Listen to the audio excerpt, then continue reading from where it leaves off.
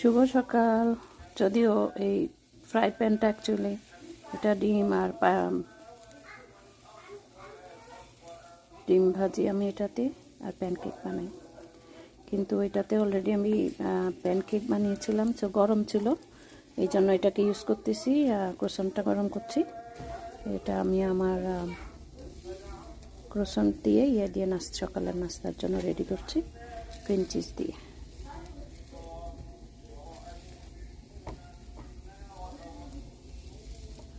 তো সবাই হয়তো ভাববেন যে এটা তো ফ্রাই প্যান না, এটার মধ্যে কেন গরম করা হচ্ছে।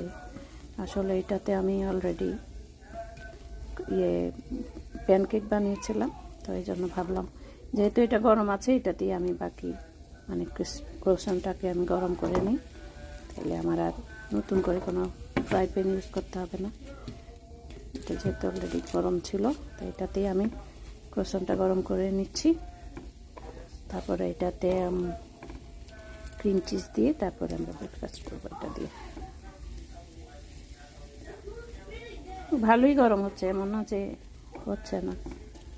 উঁচা নিচা হইলেও আমি উঁচু নিচেতে একটু চাপ দিয়ে ব্লেন্ড করে সমান করে তারপর গরম করছি। অলরেডি গরম হয়ে গেছে, চুলাটা এখন অফ করে দিব। পোর্শনগুলো উঠিয়ে নিচ্ছি প্লেটে।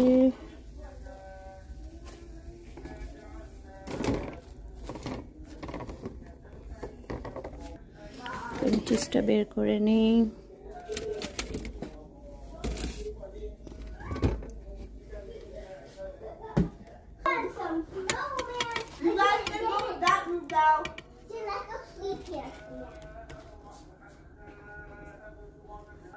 ক্রোসনটাকে এবার মাঝখান দিয়ে কেটে নিয়েছি। এখন এটাতে আমি ক্রিম চিজ দিয়ে দেব।